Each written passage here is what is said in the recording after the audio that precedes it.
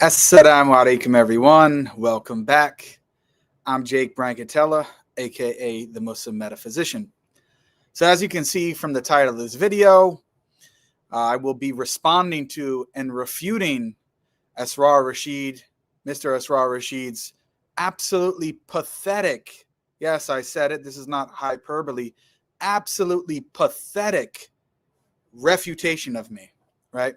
I have to use this wording because his fanboys are so excited that he finally stepped up after about a year from when I had a conversation with him on the phone and I presented this argument and article to him, and it took him over a year to respond. And he wasn't man enough to actually call me back and speak to me on the phone. Instead, he decided to make a public refutation video, which was absolutely pathetic. So I'm going to go through that. I'm going to demonstrate that's how that exactly is the case. I'm going to demonstrate that Asrar Rashid is extremely, extremely ignorant in the fields that he's going into, and he really should just stop talking about these matters because he has no idea what he's talking about. Okay, so I'm going to show that. If people want to send in any super chats for specific questions to be asked or answered, or comments that you want to be addressed, feel free to do that. As you guys know, on my live streams, I will periodically go back to the super chats to take a look, but the other comments, most likely, I will not be able to get to because they're just flowing in, and I have to focus on responding to this guy. Okay, so what is the background of this? I want to show this actually first, so you guys understand who we're dealing with, right? Let me share my screen and show you guys this, who we are dealing with. Asrar Rashid is not this little, nice, mesquite guy that just wants to come and he just wants unity and he just wants to talk to people like Jake. And it doesn't have to be Jake, other people more knowledgeable than me about these topics. And let's just sit down and have a nice chat and let's have some chai. Let's have some tea. No, he's not interested in that. He's not interested in actually coming towards the truth and having a genuine discussion. He's interested in belittling people. He's interested in insulting people. He's interested in making it seem like he is the end all be all and he's the top sheikh and everybody else needs to bow down to him, And then he has his little fanboys doing his bidding all over the internet on social media saying, oh, debate Asrar Rashid and he's going to destroy you and he destroyed you on this. And not only with me, with everybody. And just look at this other guy. He says he's not Deobandi, but there's another imam or sheikh. I'm not saying this disrespectfully. I genuinely don't remember his name. I think they just made a video regarding Asrar Rashid last night and have been back and forth with him on certain things. Why? Because he refuses to actually condemn the obvious kufri statements in his own sect's books, in the Brailvi sect's books, right? Asrar Rashid refuses to people outright, disrespecting the Prophet, alayhi salatu wasalam, refuses to condemn them as clear-cut kufr. Not even that, he refuses to actually condemn them whatsoever, some of them. So this guy, look, he doesn't want to defend the Prophet, alayhi salatu wasalam. So do you think he's going to be in any position really to be defending Allah subhanahu wa ta'ala and his names and his attributes and all of his perfection and majesty? No. This is who he is. But look, I want to show you that this is not just sectarian Jake, right? That is, coming at this mesquite Asrar Rashid. No, that's not what's happening. Look, this is from Asrar Rashid's official page. Asrar Rashid official, new Jake the metaphysician. He conveniently left out Muslim. Maybe it's because he doesn't believe I'm a Muslim. Allahu alam. Maybe he's making takfir. Article ripped to shreds by Sheikh Asrar. Share far and wide. Sheikh Asrar rips Jake the metaphysician Brancatella's article to shreds.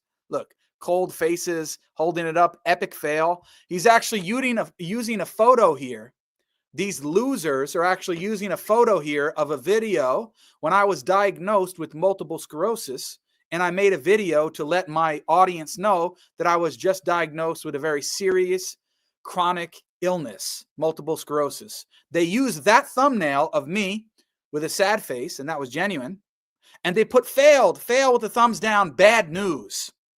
I was saying it's bad news in the sense of, guys, I've just been diagnosed, as we say, alhamdulillah ala kulli hal.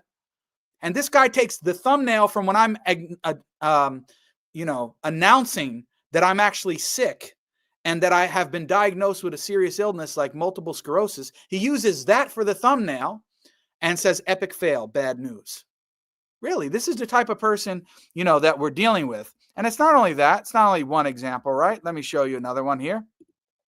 Here he says again, Sheikh Asrar dismantles Jake. So people are wondering, why do I include pathetic? Why am I, getting into this stuff, right? Sheikh Asrar dismantles Jake. Then he says, share. Sheikh Asrar dismantles Jake, share full link. So look, this is the language he's using, right? No problem. If this is the route you want to go, I don't have any problem dealing with it. People know that, right? You give respect, you get respect. You want to talk like this? That's how you're going to get a certain type of response. I'm not going to pat you on the back. Okay. He says, look at this. There is no unity with pseudo Salafis, referring to me, followers of Muhammad ibn Abdul Wahhab, share with all contacts. No unity with followers of Sheikh Muhammad, right? So he doesn't want unity with somebody like me. He doesn't want to actually, and forget about, this is not about Jake, really. This is really not about Asrar Rashid necessarily. Think of the broader issue. People wonder, why are these things happening, Brother Jake? Why is there so much sectarianism? Well, the honest reality is there are very strong and sharp divides between somebody like Asrar and his theology versus somebody like me.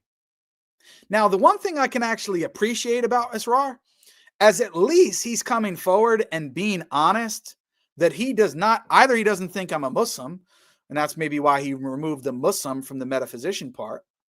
It would be better if he, removed the metaphysician part and left the Muslim, but we don't care, because who really cares about whether or not Asrar Rashid thinks that I'm a Muslim? But I'm just showing this to show, guys, when you think it's always just, it's the big bad Salafis, it's the big bad Wahhabis who are the ones who are so angry all the time. They don't want to have a nice discussion, right? Asrar Rashid is not a person that you can have a nice discussion with. Maybe somebody else who's genuine, who doesn't display this type of despicable behavior, right? And, lies and distortions of what people say, manipulation, complete ignorance. The guy doesn't even want to condemn his own Braillevi texts that actually disrespect the Prophet alayhi salatu wasalam. Clear-cut kufri statements. So, if he won't defend the honor of the Prophet alayhi salatu wasalam, why should I expect that he's going to respect me and my honor as a Muslim? Of course, it's not going to happen. So this is the context. So don't be confused now when Brother Jake here gets a little bit hot under the collar and you question, why is Jake, so annoyed with this guy? Well, this is why. You see who he is, and if you see who his little fanboys are, you'll understand that as well. Now, what is the context? What did Mr. Asrar Rashid supposedly refute me on? Let me show you guys this. This is the video that I'll be responding to. Okay, let me show you. Here is the video, okay? Share my screen here.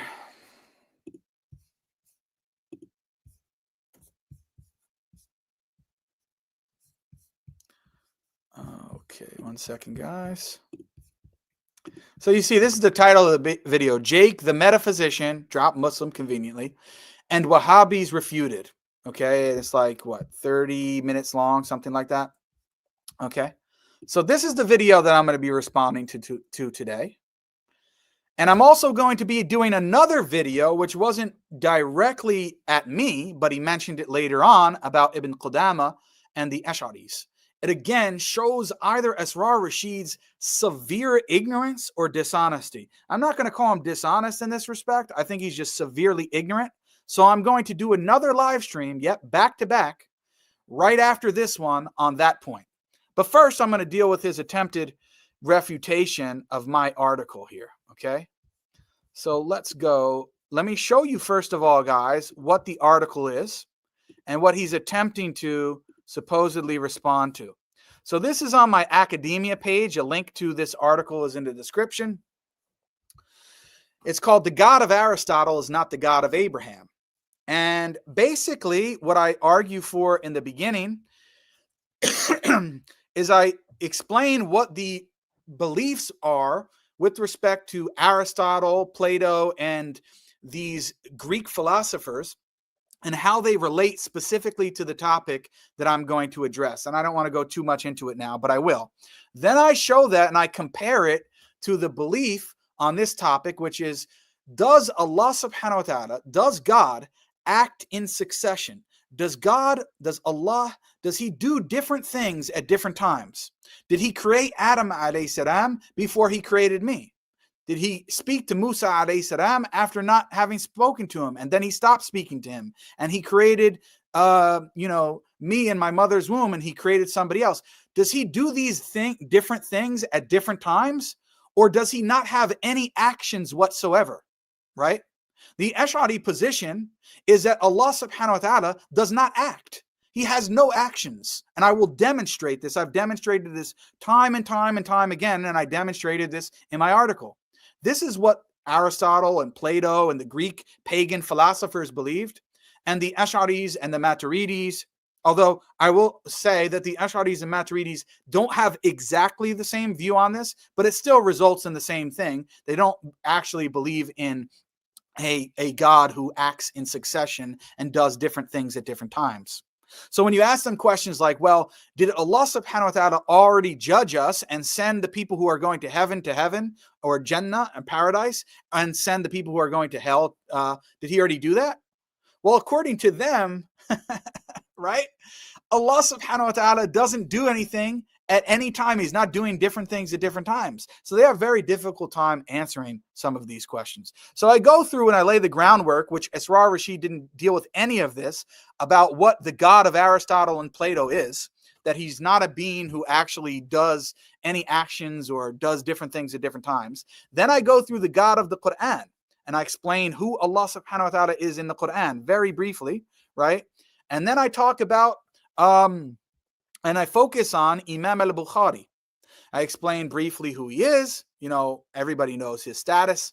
And after that, I go into some verses from the Quran that clearly demonstrate that Allah subhanahu wa ta'ala acts in succession. Say, Allah begins creation and then repeats it. Every day he is bringing about a matter, meaning, he's doing something new, right? Perhaps Allah will originate after that a different matter. All of these different ayat demonstrate this. For example, this is one I particularly like. And we did not create man out of clay from an altered black mud, and the jinn we created before him, right? So the jinn were created before Adam alayhi salam, right? None of this makes sense on an Ash'ari paradigm. Now they have to go into detailed so-called metaphysics and all of this, but really they're getting it from the Jahmiyyah, right? And they're getting it from the Greek pagan philosophers. That's where their actual so-called aqli or pseudo-rational principles are coming from. They're coming from the Jahmiyyah. They're coming from the likes of the Greek pagan philosophers. They're not coming from the Quran and the Sunnah and the statements of the pious predecessors. They're coming from these pagan or, false sources. That's where they're coming from. So then I go into, okay, what actually is the view in the Quran? Then I go to the actions of Allah subhanahu wa ta'ala according to Imam al-Bukhari. I explain that. I give primary source references from Imam al-Bukhari. Then I go over interpretations, the early interpretations of al-Bukhari by scholars who actually were either Ash'ari or Maturidi, the Mutakallimun, right? Not Ahl al-Hadith and the people who would agree with this. I go through the people that they would want to accept. The earlier scholars, not Ibn Hajar, who came centuries later, who relied on a lot of these earlier commentaries. So I go through them, and then I go through a more contemporary commentary, which is Al-Kashmiri. And I demonstrate that he explains, and all of these people, all of these scholars basically explain that Imam al-Bukhari had the same position as the Salafis. Al-Kashmiri says this explicitly because he comes after Ibn Taymiyyah. The other scholars don't, so they don't have the ability to make that comparison necessarily. But Al-Kashmiri, who comes much later, says that Ibn Taymiyyah and al-Bukhari have the same view. Now, why is this so important?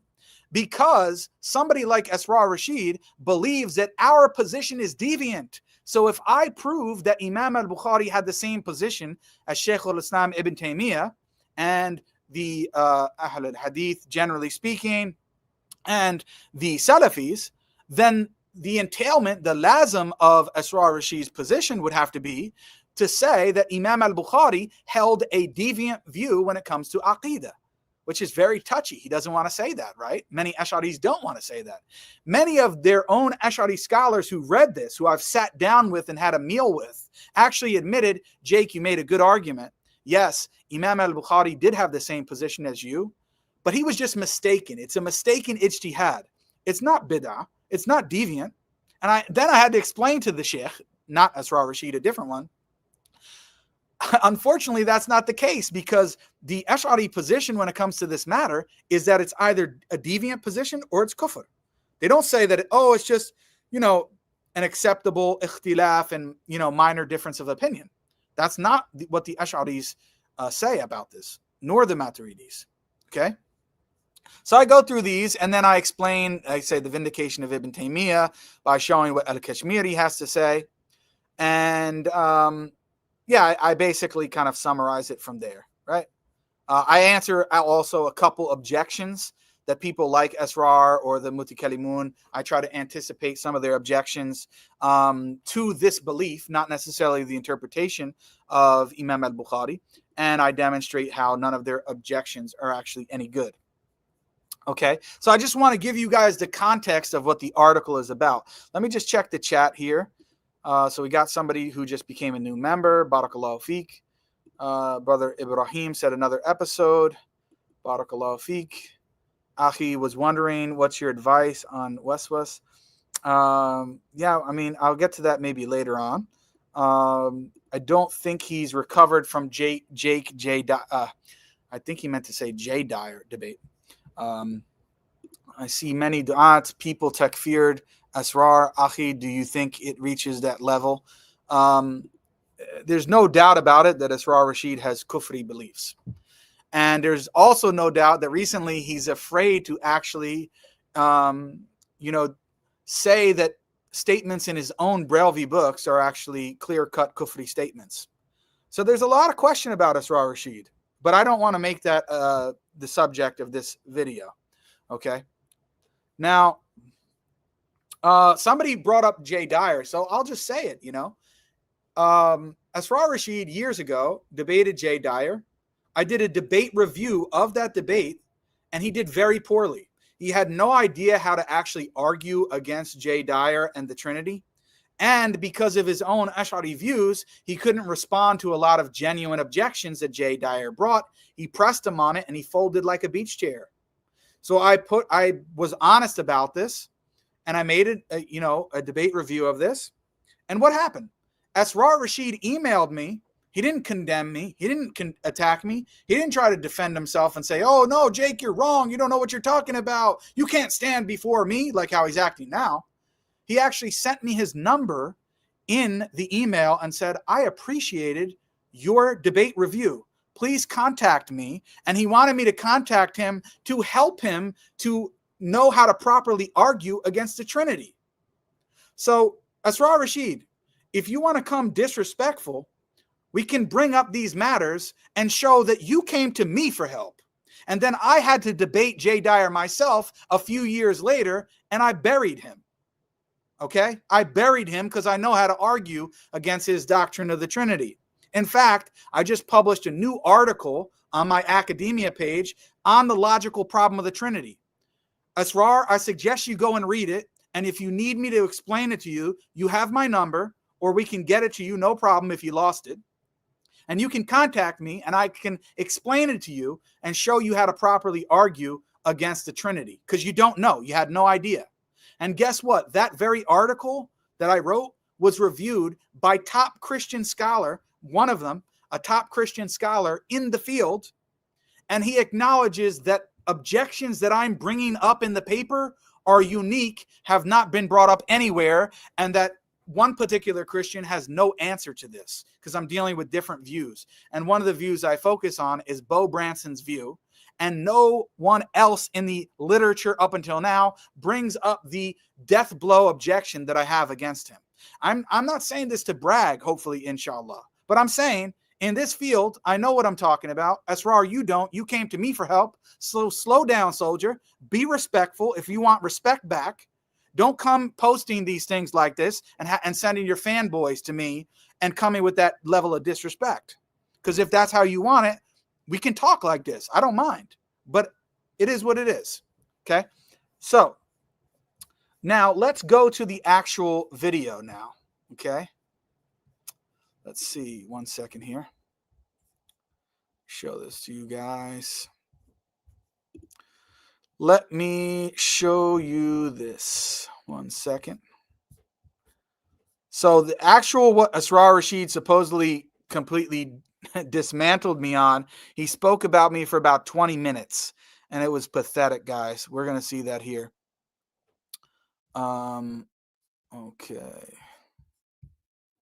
So let's play this first clip.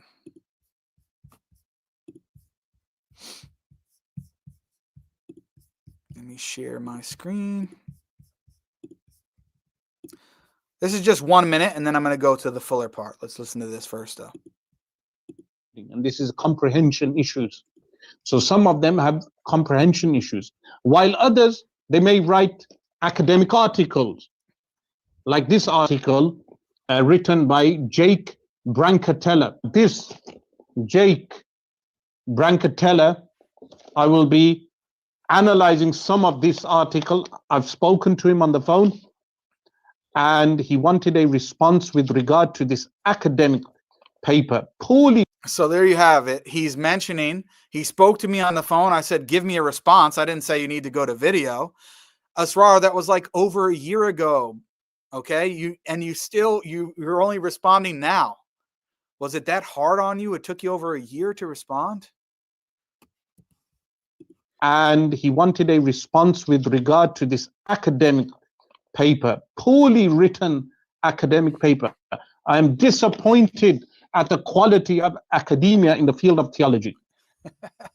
Coming from a seminary background of Madaris, I am appalled at the level of academia in the field of theology. If this makes you a doctor or a professor, then it's a shame, as we will be analyzing this shortly. So he makes the accusation, right?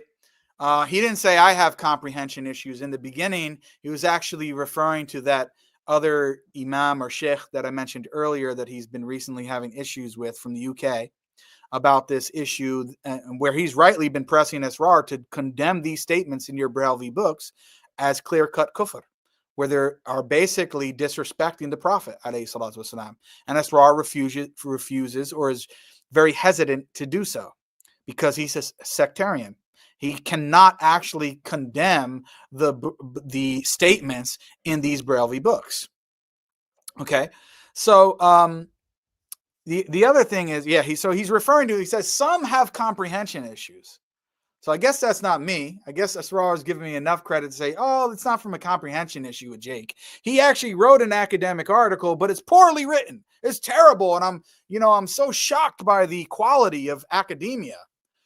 Well, guess what, Asrar? I'm going to show you that you are in no place to judge my paper.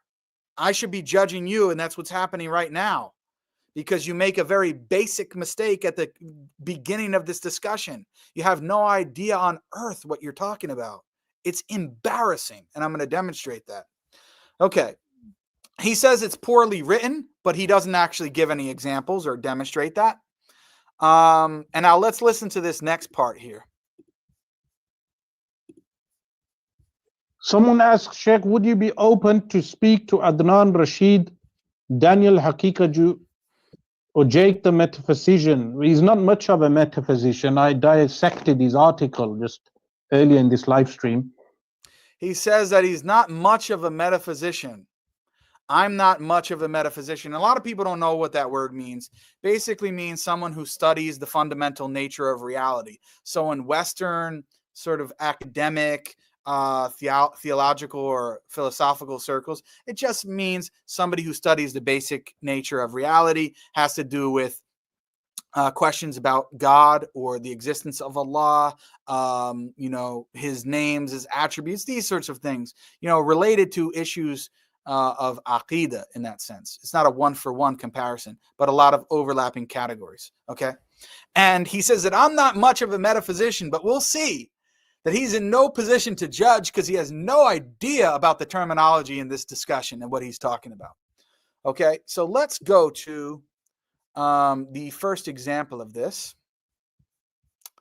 One second here, guys.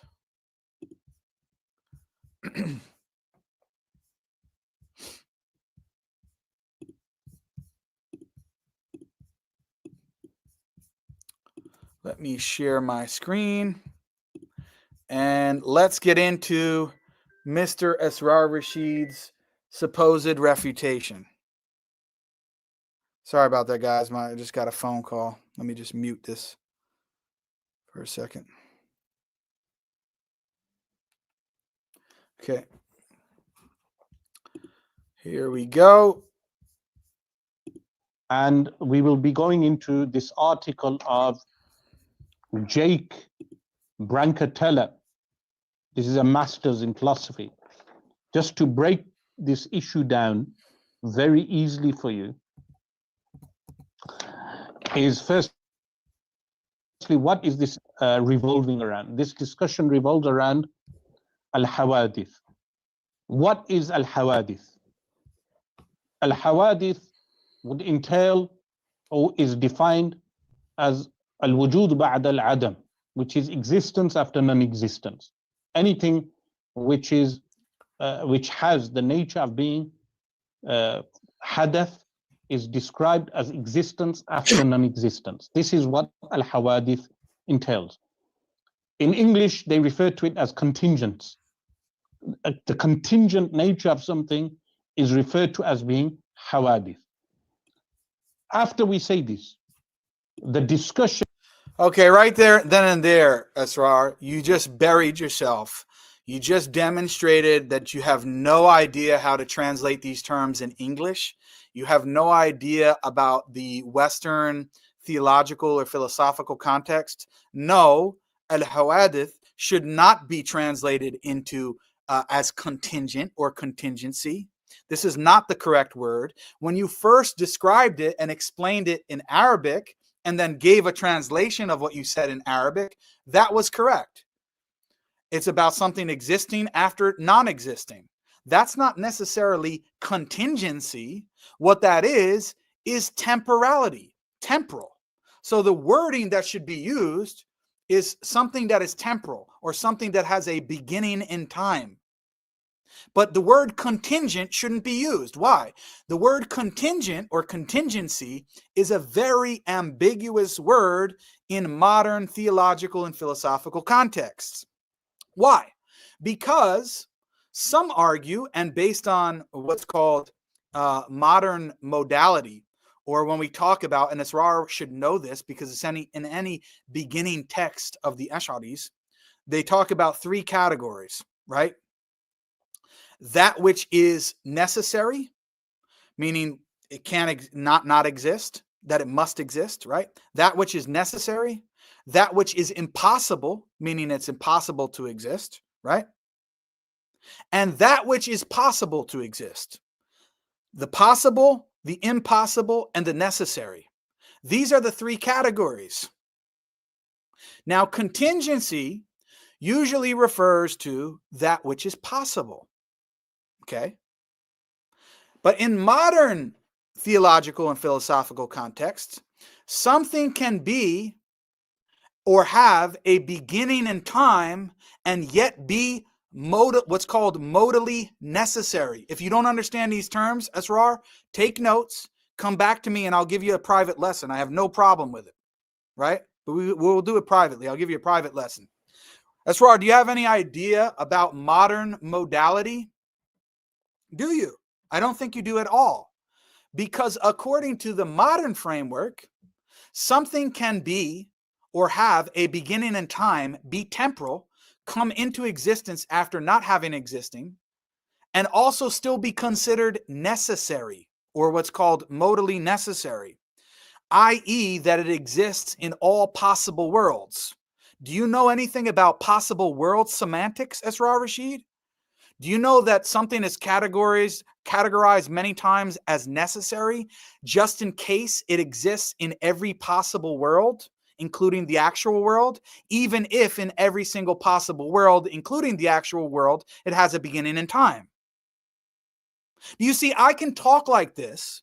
I don't need to talk like this, but since you love to every single time when you meet your opponents who you're supposed to have a debate with, you go into, oh, do you know about this technical Arabic term in munadhara and, tools and description of how to debate and the rules for debating and all of this kind of stuff, just because you want to avoid the actual debate.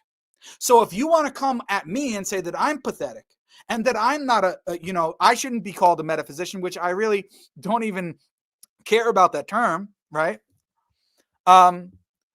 You don't know the basics of this conversation in English. So people don't understand this. They say, Jake, but he's a sheikh. He's fluent in Arabic. He studied these things in, Damascus and all over the world. So he knows a lot more than you, like Muhammad Hijab said. And as I explained to Muhammad Hijab, no, in certain fields, he doesn't know more than me. And this is the first lesson. This is the first lesson. And Muhammad Hijab, he can take notes as well. I have no problem with that. If he needs to learn something about these topics, he could take notes too. Okay? And he should know at the very least that in the modern milieu, in the modern Western theological context, something can have a beginning in time and still be considered modally necessary so long as it exists in every possible world, including the actual world. So if you don't know anything about possible world semantics, if you don't know anything about the different conceptions of contingency in the modern Western philosophical context, Asrar Rashid, then you should be careful about just simply stating that the word hadath means contingent or contingency, because that's an ambiguous term that can be interpreted many different ways. And no, merely having a beginning in time in the Western philosophical context is not sufficient in order to declare something as quote unquote contingent. And there are many different conceptions of possibility, necessity, and impossibility, or what we call modality in English in the Western philosophical context. Now, I have a master's in theology and philosophy from the Western Academy. You don't, so you have no idea about this.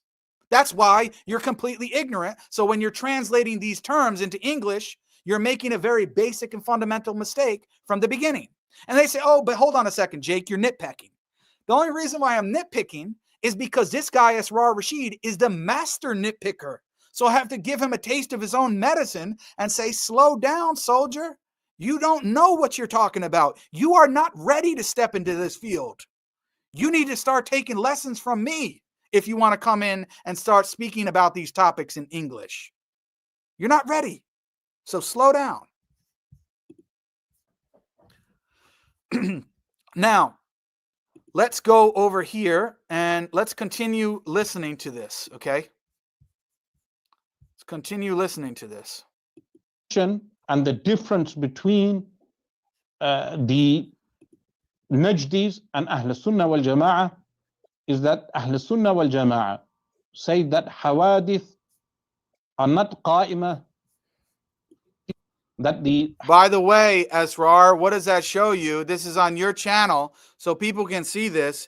Asrar Rashid has advertisements coming up on his channel that for Israel.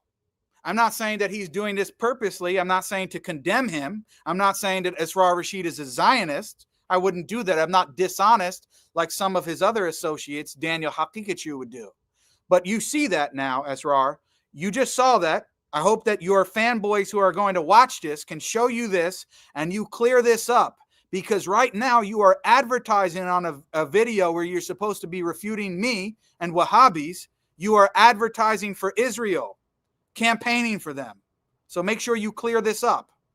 And sometimes that can happen. I'm not saying that you're to blame for this, but make sure you try to clear this up. And if it happens on my channel, I like when people notify me that there are these terrible advertisements coming on my channel, and I try to make sure they're deleted and get this nonsense off my channel. Unfortunately, YouTube controls and manipulates that. So even if you turn off advertisements in total, they still can run ads on your video.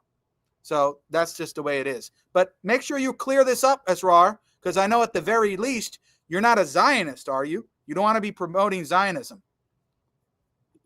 Let's continue. Hawadith, the contingents, are not established في ذات, are not قائمة Sunnah wal Jama'ah. Najdis and a difference between the Najdis and Ahl Sunnah wal Jama'ah is that Ahl Sunnah wal Jama'ah say that Hawadith are not قائمة في ذات, that the Hawadith, the contingents, are not established in the being of Allah or in the aseity of Allah subhanahu wa ta'ala. By the way, when you see it kind of skipping out or breaking up or his audio is not clear, that's not on my end. That's in the original part of the video. But what Asrar Rashid is explaining here, and he's using the language of the mutakallimin, which is fine, you know, talking about hawadith fi dhatillah, or these new occurrences, these temporal occurrences within the essence of Allah. They try to make it seem nasty. They try to make it seem dirty. But all it actually means or entails is that us, what he is calling the Wahhabis, or what we would say is actually Ahl Sunnah, we believe that Allah subhanahu wa ta'ala does different things at different times, and his actions subsist with him. They don't exist outside of him. Just like when I act to move my hand or do something, my action subsists with me. It doesn't exist outside of me across the room, like the Ash'aris believe. They don't believe that Allah acts whatsoever. That's the reality. I'm going to explain that and demonstrate that. We believe Allah's actions are within and subsist within his essence. They believe Allah's actions are created, are makhluk. Astaghfirullah. They believe Allah subhanahu wa ta'ala's actions are makhluk. This is what the Ash'aris believe. And the Maturidis attack them for this. They have another position, but it's still problematic. But we'll leave that for another time. I've discussed this on other streams. But what he's saying is that although he's using dirty language purposely, or trying to, and not explaining the context, is that yes, we believe Allah's actions are not created, they're uncreated, and they subsist with him. And the Ash'aris believe that Allah's actions are created, are makhluk, and subsist in creation, which makes absolutely no sense. And these are supposed to be the people of aql. These are supposed to be the rational theologians who are so smart. How does an action that's attributed to you, how is it created and exist outside of you? Whose is it then? Who created the action? It's just anyway, we can get into a lot of issues with this, but we will continue. Okay, we will continue and pressing forward here, guys. That is something that is not found in the dhat of Allah subhanahu wa ta'ala. So that is the position of the Ash'aris. While Abu al-Abbas Ahmad bin Taymiyyah, he had the position that hawadith are established in the dhat of Allah. But these hawadith are referred to as hawadith ghayr makhluq, non-created hawadith. Why are they non-created? They are non-created because they are within the dhat of Allah. So things like nuzul of Allah, descent of Allah, is hadith. It's contingent. The actions, af'al of Allah are hadith. And the position of the Ash'ari is refuted by the modern Salaf, so-called pseudo-Salafi movement as being a bid'ah. So this article by JBrancatella is from that premise that the Ash'aris have the position of Aristotle, the God of Aristotle. What does that mean, the God of Aristotle? What he actually means is that the God of Aristotle, which is a God which has no sifat, no attributes, is a God which has no af'al, no divine actions. He claims, or the premise generally of the modern Salafi movement, is that the Ash'ari was so influenced. Let's stop there for a second, because some of what he's saying is true and some of what he's saying is incorrect. He says that when I'm talking about the God of Aristotle, he says I'm talking about, and I'm attributing it to the Ash'aris, a God with no sifat, no attributes. That's not what I'm arguing in the paper. I know that the Ash'aris affirm at least some attributes. That's not my claim. I'm focusing on a specific aspect where Aristotle, Plato, and the Greek pagan philosophers denied what we call sifat al-ikhtiyariya, or basically the attributes of action, right? The attributes of action or choice, which just simply refer to Allah subhanahu wa ta'ala acting and doing different things at different times. Okay, the Ash'aris completely reject this, and they believe in a God who does not speak, who does not act or do anything at all. He's like a frozen picture. That's what they believe. And I've demonstrated this countless times. Just go and look at my different discussions on Allah subhanahu wa ta'ala not speaking according to the Ash'aris. Okay.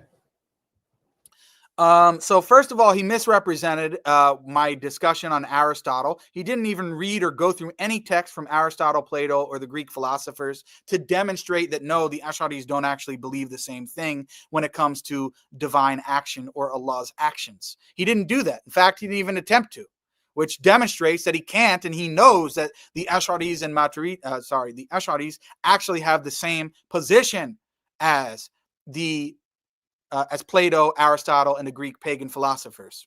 They do.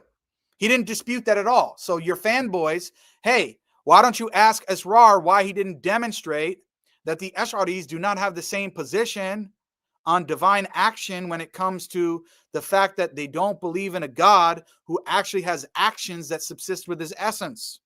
That is what Aristotle and Plato believed. Okay. What else here? I'm just going through my notes on what this guy is saying. Okay, he continues on. Let's listen further here. By Platonic, Aristotelian, Socratic philosophy, like Jahm bin Safwan, they were so influenced that they then denied the sifat of Allah subhanahu wa ta'ala. Now,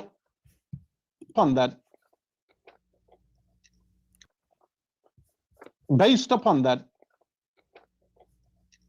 he wants to propose that Al-Imam Muhammad bin Ismail al-Bukhari rahimahullah ta'ala had the same position as Ibn Taymiyyah. This is the premise of the whole article. That's correct, Asrar. At least you got that right. That is a major premise of the article. Al-Imam al-Bukhari had the same position as Ibn Taymiyyah. And to validate that claim, he gives citation from the work of Al-Imam al-Bukhari known as Khalqu Af'al al-Ibad, which is the creation of the actions of the creation of the actions of the ibad, of the servants. And he gives citations to the Sahih of Imam al-Bukhari rahimahullah ta'ala. So what citations does he give from Imam al-Bukhari? One of the citations he gives from Imam al-Bukhari So now he's setting up the argument correctly. I do give citations from Imam al-Bukhari. May Allah have mercy on him. And what does he do? Does he go through all of or even most of my statements from Imam al-Bukhari? No, he doesn't. He goes through one text and then we'll see what he does. He only goes through one citation of Imam al-Bukhari. Doesn't refute anything else I say. And even that doesn't refute what I say. Right? Is from the chapter headings of his kitab, his Sahih, Al-Jami' al-Sahih al-Musnad al-Mukhtasar min umuri min sunani Rasulillah sallallahu alayhi wa sallam wa ayamih. So,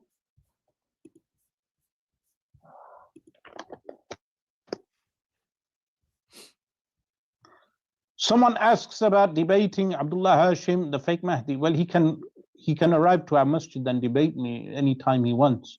Everyone knows where I am. If they want debates, people want debates, you know where I am. You come straight to the masjid, you arrange a time, and I'll debate you.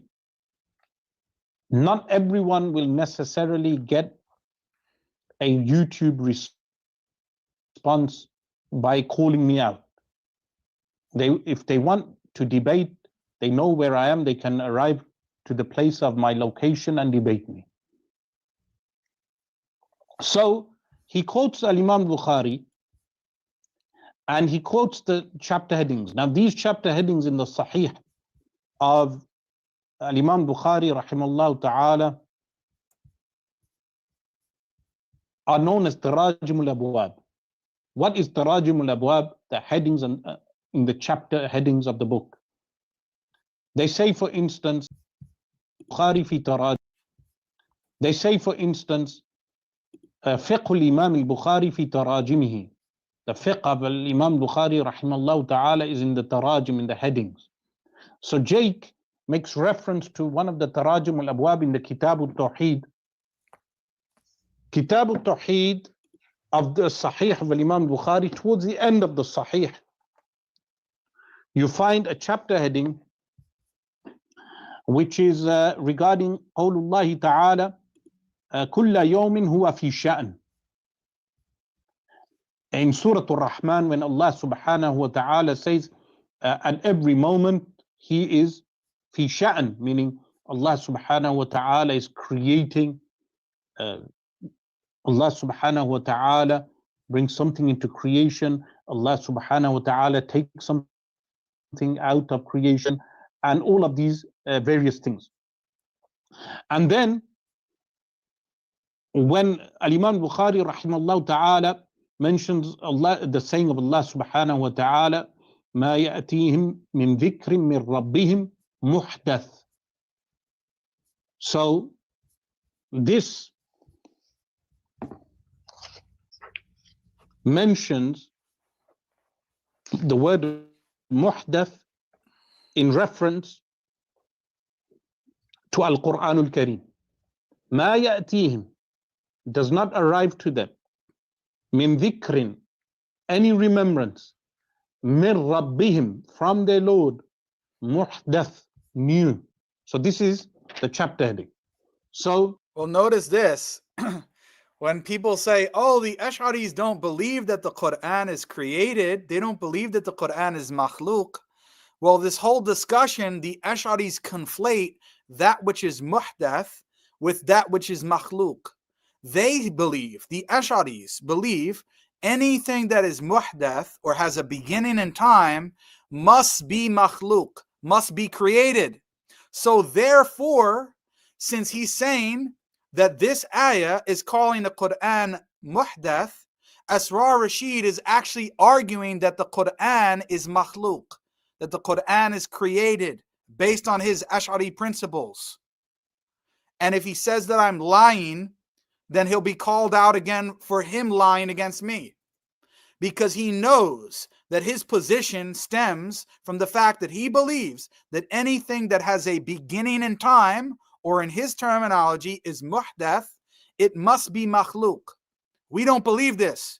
We don't believe, as Ahl Sunnah, we do not believe that anything that has a beginning in time, it itself must be created.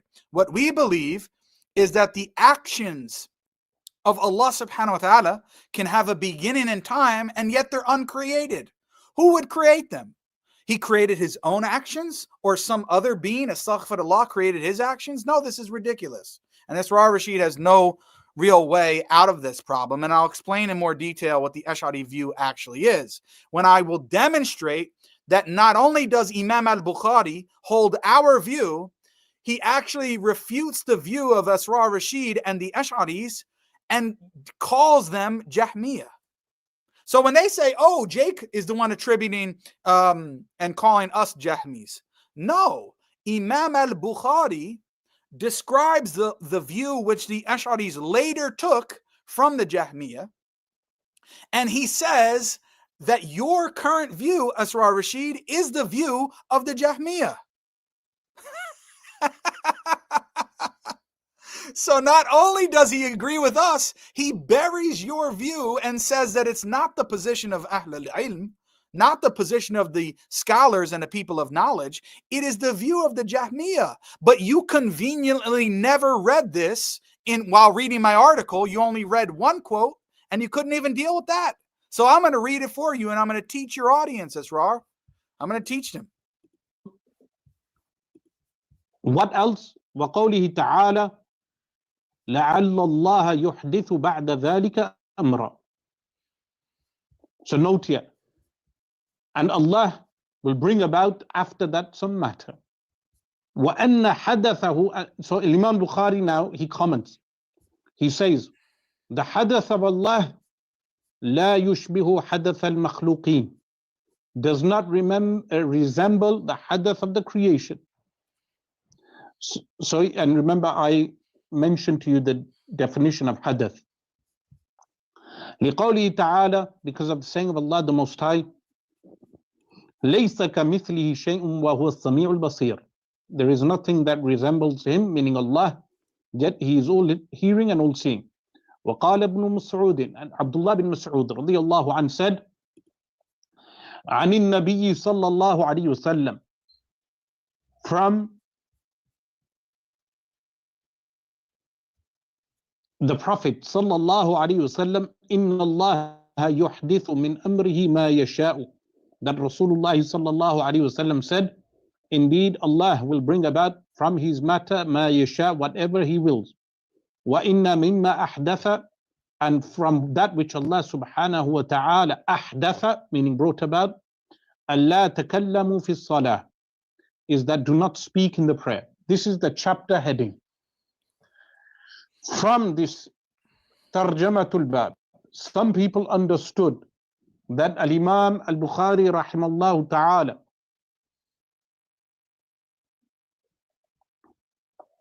Al-Imam Al-Bukhari rahimallahu ta'ala, he was attempting to say that hawadith aqa'ima fi dhatillah, meaning hawadith, new things that come about, are established in the essence of Allah.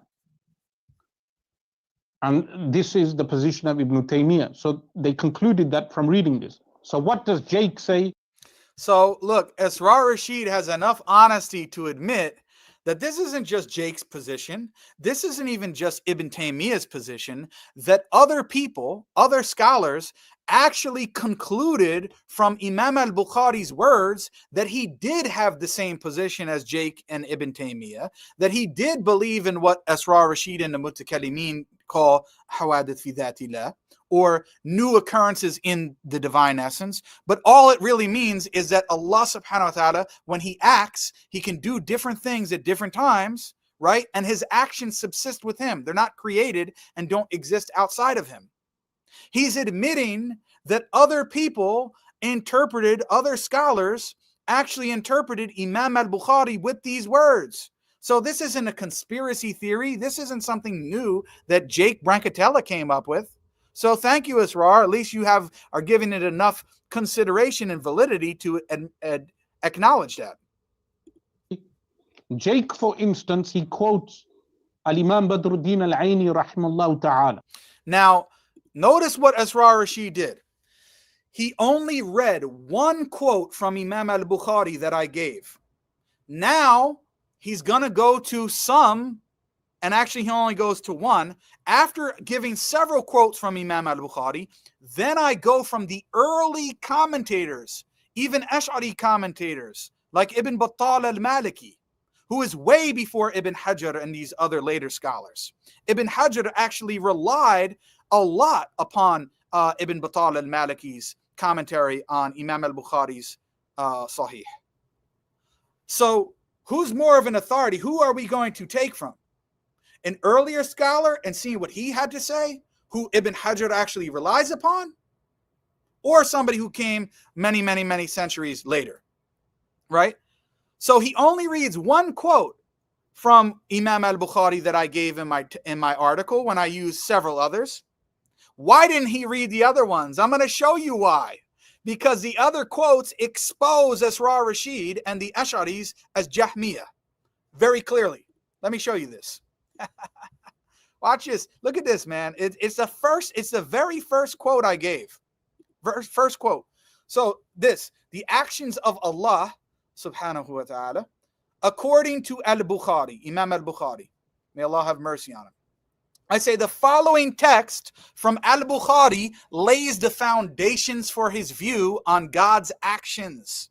This one sentence right here, focus guys, this one sentence completely buries the Ash'ari position and exposes them as Jahmiyyah. So Imam al-Bukhari says what? فَفِعْلَ اللَّهِ صِفَةُ اللَّهِ وَالْمَفْعُولُ غَيْرُهُ مِنَ الْخَلْقِ, which means he's saying Allah's action, right? Allah's action or his actions are his attributes, are his sifat, right? His action is a sifa. That's already buries you. You know why? Because the Ash'aris do not believe that actions of Allah are actually sifat. They don't believe that Allah's actions are attributes of his. That's why they say they exist in creation. They're on the side of creation. This is very clear. And even the Maturidis try to refute the Ash'aris about this. Okay? Then he says, so as for al-Bukhari's view, he says, فَفِعْلَ اللَّهِ صِفَةُ اللَّهِ, meaning that the act of Allah is his sifa, it's his attribute. وَالْمَفْعُولُ غَيْرُهُ مِنَ الْخَلْقِ, that which is acted upon, right, or the effect of the act, it exists distinct from Allah and is part of creation. So what do you have? You have a three-pronged system, which is what the Ahlul Sunnah believe in. You have the agent or the being who performs the act, the subject of the action, and this is basic Arabic. This is how the Ash'aris throw Arabic out of the bus, under the bus, and completely throw the Quran under the bus. Because any language has this. Okay, look. You have the actor or the doer of the action, right? The agent. Then you have the act itself, which is with or subsists with the agent. And then you have the effect of the action. That's what Imam al-Bukhari is explaining. You have Allah subhanahu wa ta'ala's action is his sifa, is his attribute. And then the effect of the action is distinct from him and distinct from his attributes. That's not what the Ash'ari say. However, let's see what he says about the Jahmiyyah. He then says, and the Jahmiyyah said, the act of Allah is the same as that which is acted upon, right? The fi'l is the same thing as the maf'ul. And guess who says that? That's what the Ash'ari say. They say the fi'l or the act is the same thing as the maf'ul or the thing that is acted upon, the effect of the action.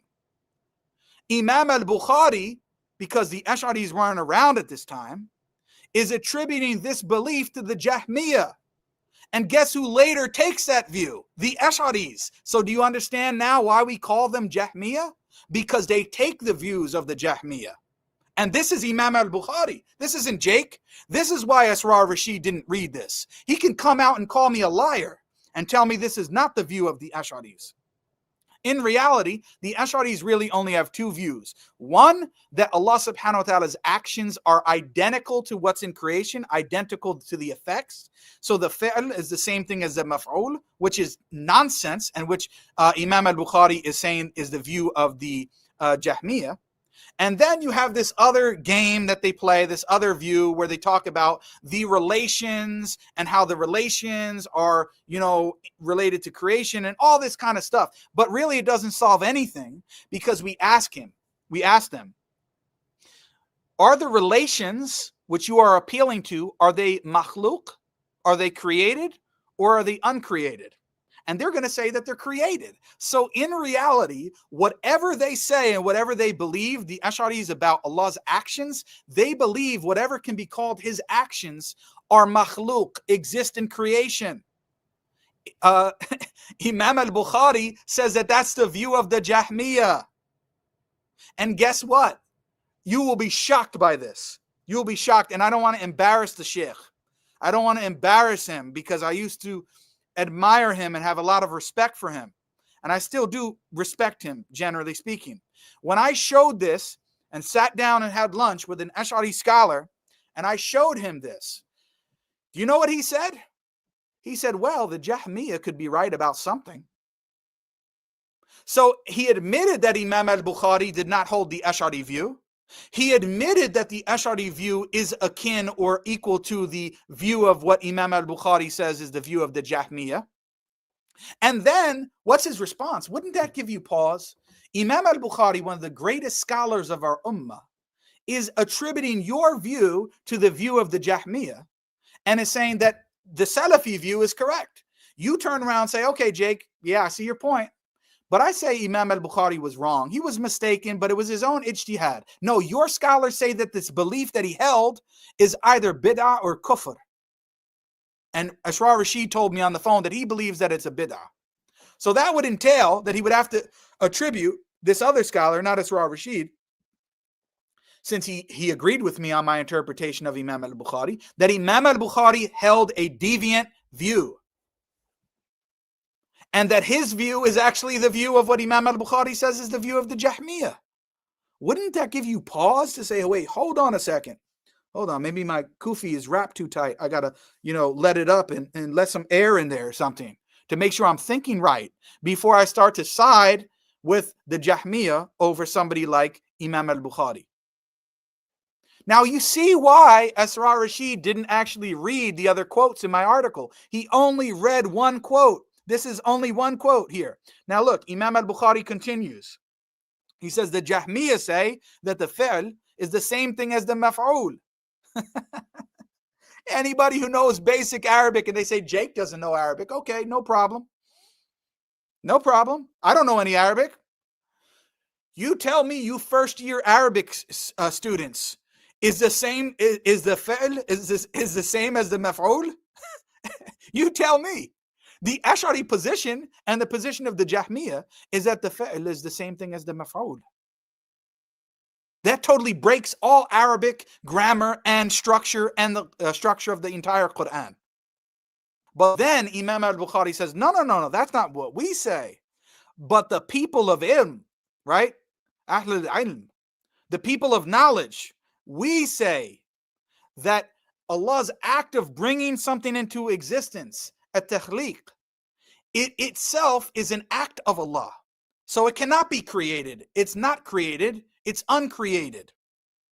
This is a foundational text for Imam al-Bukhari on the actions of Allah subhanahu wa ta'ala. Completely buries the Ash'ari position and shows that they are on the position of the Jahmiyyah. I wonder why Asrar Rashid conveniently didn't read this out. Now I have other texts here from Imam al-Bukhari. This is the one that he read. And then I have another one here, which he didn't read. Okay? So he didn't read two very important texts that I included in the article. Here's another one. Let's just read this quickly in English. In this discussion of the verse, indeed to him belongs the creation and the command. Blessed is Allah, Lord of the worlds. Ibn Uyayna said, Allah has distinguished the creation from the command by saying, and this is Imam al-Bukhari quoting the other scholars, indeed to him belongs the creation and the command. So the creation is by his command, as he stated elsewhere, such as to Allah belongs the command before and after. Notice, before and after. There's a before and after to the command. As he stated, his command is that only when he intends a thing that he says to it be, and it is. And he stated, and of his signs is that the heavens and earth remain by his command, and he did not say by his creation.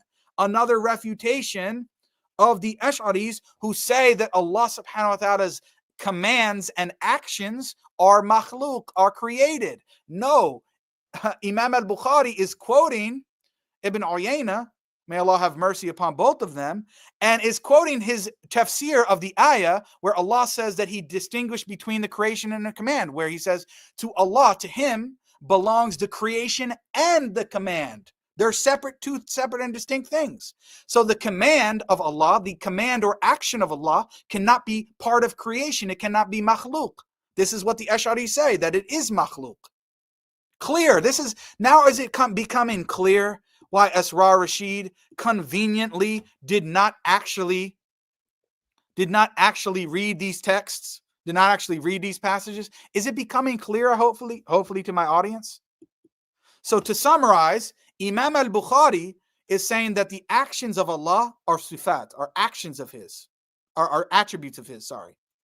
Asrar Rashid and the Ash'aris deny that, and they say that the actions of Allah are makhluk, are in creation. Imam al-Bukhari says that view of the Ash'aris is what the Jahmiyyah believe. So now, are we calling you Jahmiyyah, or is Imam al-Bukhari calling you Jahmiyyah? Very clear. Now let's continue on now, listening to the rest here of Asrar Rashid. But trust me, it doesn't get any better. He just read that one quote. Now he moves on, and listen to this when he starts going through my commentaries on those texts. When he quotes Al-Imam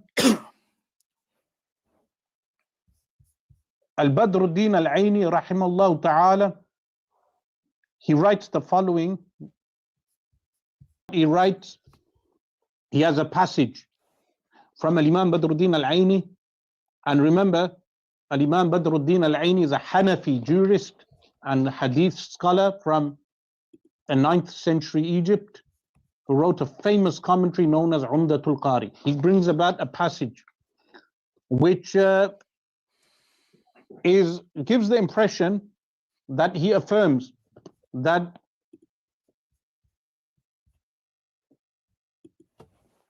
temporal things are from the attributes of Allah. It gives that impression. This is how the citation from that passage of Badruddin Al-Aini gives. Now, what happens then is... So now he's mentioning the passage from Al-Aini, and let me just show you what that is, because he never actually read it. Again, Asrar Rashid does not want you to read this. This is not from a Salafi scholar. This is not from a Hanbali scholar. This is from who? A Maturidi Hanafi scholar, right? What does he say? He's speaking about the text from Imam al-Bukhari. He says, so he affirmed that it is temporal. It is among his attributes, and may he be praised and exalted, has always had his attributes, right? Then he quotes other scholars criticizing this. And then he says here, Al-Balkhi and those who follow him say, and this is the apparent meaning of Al-Bukhari's words. This is the apparent meaning of Al-Bukhari's words. This is what Al-Aini is admitting. Why didn't Asrar Rashid read this? Al-Aini is admitting that the apparent meaning of Al-Bukhari's words is what? That Bukhari means that the temporal, that which is hadith, right, is not necessarily makhluk, And that's with respect to Allah's attributes of action. So Al-Aini is interpreting Imam al-Bukhari, the text that you read, in the same way that I am, Asrar. And you admitted that that appears to be what he's saying, but then you didn't read the text because you don't want your fanboys to see that. So is this manipulation? Is this Salafi Wahhabi manipulation? No. Several commentators on Imam al-Bukhari's text conclude the exact same thing that JBrancatella, Ibn Taymiyyah, and other scholars do. Right? He admits al-Balkhi and those who follow him say, and this is the apparent meaning of al-Bukhari's words, as he said. And why? Because he said that his occurrence, meaning Allah's occurrence, does not resemble the occurrence or the temporal origination of the creatures. So he affirmed that the actions, that Allah's actions are temporal. Right? So, I mean, and then he quotes al-Dawoodi, who says something similar. Right? Again, this implies that he is subject to temporal events, which is what Asrar Rashid says is a bid'ah. So Al-Aini and these other people who Al-Aini is quoting here are actually interpreting Imam al-Bukhari as having the same position that what is makhluk is not necessarily muhdath, or that which is created and that which has a beginning in time are not identical. Allah subhanahu wa ta'ala's actions can have a beginning in time and subsist with his essence and yet are not makhluk, are not created. You didn't read this and you mentioned it in passing, but you didn't refute it by showing that I misunderstood what Al-Aini said. Why didn't you? Because you can't. You can't. And if you could, why don't you? That's a challenge. Okay. What Asrar Rashid also didn't do is he didn't show you another scholar who I quoted. See, I didn't only quote Al-Aini. I quoted several scholars. Here's another one. The Maliki scholar, the great Maliki scholar, who has a very early, one of the earlier commentaries on Imam al-Bukhari's hadith collection. He comments on the same passage in question, Ibn Battal al-Maliki. And what does he say? He says, al-Bukhari aimed to distinguish between the attributions of createdness and temporality to Allah's speech. So what he's saying is that Allah subhanahu wa ta'ala's speech can be called muhdath, or can be said to have a beginning in time, but that it's not makhluk, it's not created. He prohibited describing it as created and permitted describing it as temporal based on the verse. And then what does Ibn Battal al-Maliki say? No, that's not what Bukhari meant. He said, yes, this is what Bukhari meant. And then he says, and this is the position of some of the Mu'tazila and the people of literalism, and it is wrong. So he says that Imam al-Bukhari was wrong for this view of saying that Allah's speech can have a beginning in time and yet is not makhluk. Why did you not show what Ibn Battal al-Maliki said, Asrar Rashid? Why are you hiding this from your audience and telling your audience that you dismantled and refuted me, and you didn't even deal with the majority of the main quotes that destroys your interpretation? You can't. You can't deal with this. It's hard on you. I know. But let's continue now listening here.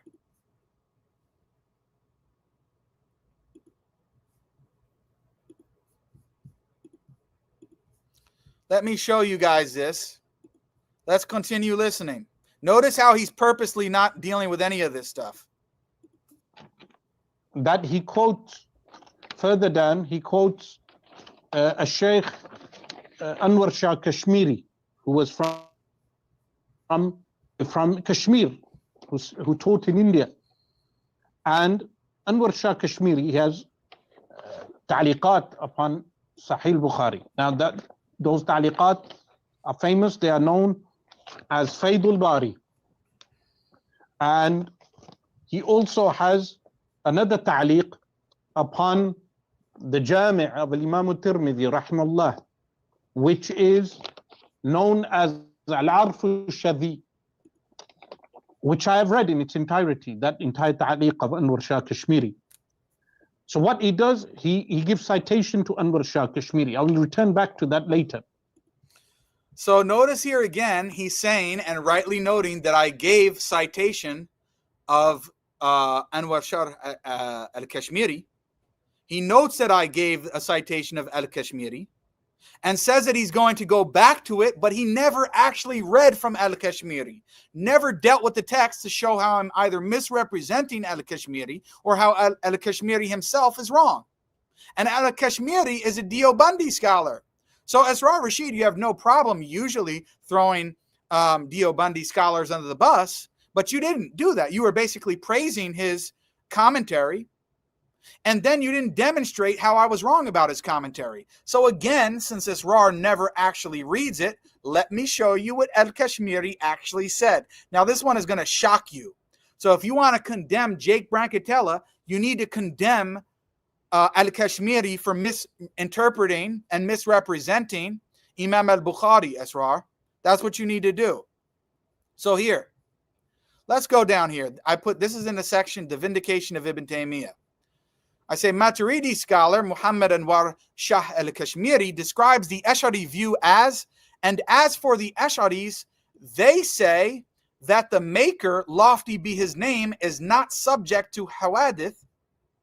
And they said there is no difference between the hadith, that which has a beginning, and the makhluk. There's no difference between them. That's the Ash'ari view.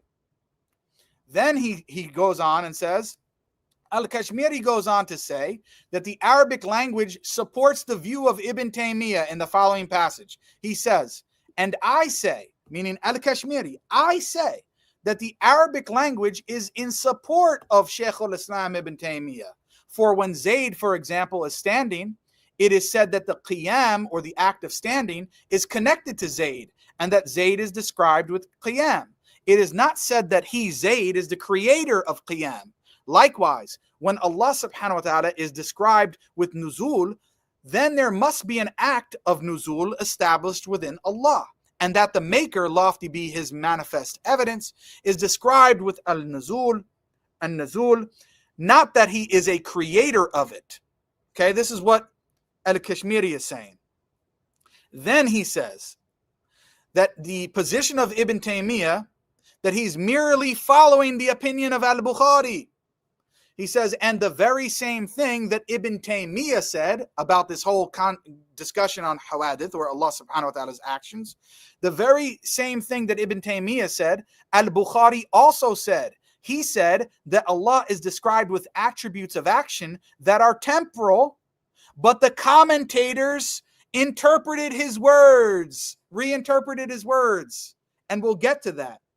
Many earlier commentaries didn't, like Al-Aini, like Ibn Battal al-Maliki, but you know who did? Ibn Hajar. He tried to make ta'wil of Imam al-Bukhari's statements.